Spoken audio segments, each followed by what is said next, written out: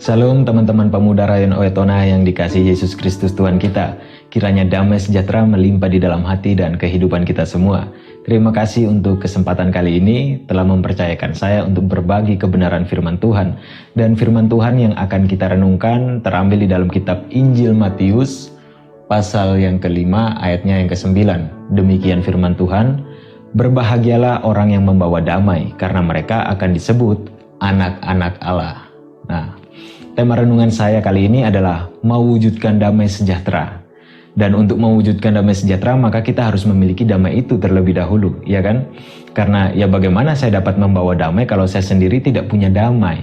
You can give something that you have nothing. Jadi kita tidak bisa memberi sesuatu yang kita tidak punya. Kalau saya tidak punya roti ya saya tidak dapat memberi roti. Jadi bagaimana kita dapat membawa damai kalau kita tidak memiliki damai? Maka ada dua hal yang harus kita lakukan agar kita memiliki damai. Yaitu yang pertama, berdamailah dengan Tuhan. Karena dialah yang punya damai. Dan untuk mendapatkan damai, maka kita harus berdamai dengan Dia yang memiliki damai.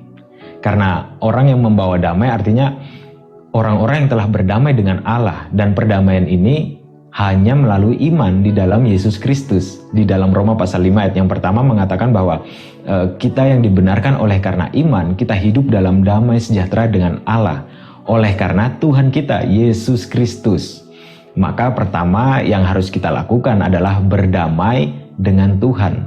Dengan cara jadikan Yesus sebagai Tuhan secara pribadi di dalam hati dan kehidupan kita. Dan tentunya bertobat, artinya yang meninggalkan kehidupan kita yang lama dan berjalan mengikuti Yesus saja. Dan setelah kita berdamai dengan Tuhan, maka yang kedua adalah berdamailah dengan diri sendiri.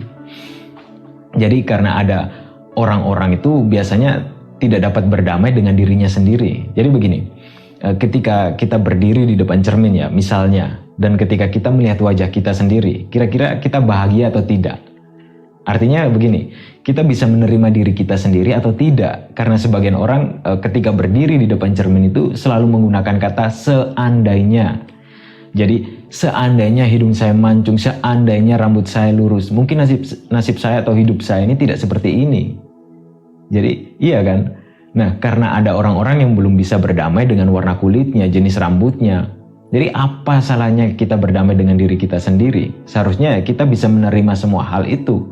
Karena ya dalam hidup ini ada hal-hal yang tidak bisa kita tolak, tidak bisa kita ubah, hanya bisa kita terima.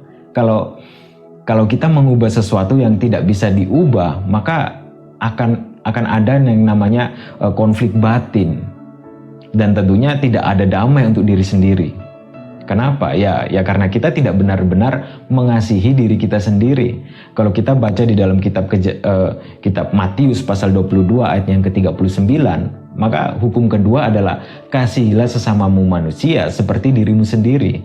Dan terkadang ya kita tidak memperhatikan kalau di dalam perintah ini Tuhan Yesus meminta kita untuk mengasihi diri kita sendiri. Dan mengasihi diri sendiri bukan berarti egois, tapi mampu menerima segala kekurangan diri kita sebagaimana adanya. Dan ini dibutuhkan keberanian untuk berdamai dengan diri sendiri. Nah, agar kita menjadi pembawa damai, maka kita harus memiliki damai itu terlebih dahulu. Dengan cara berdamailah dengan Tuhan dan berdamailah dengan diri sendiri. Maka damai itu bisa kita wujudkan. Firman Tuhan menolong dan memberkati kita semua. Amin.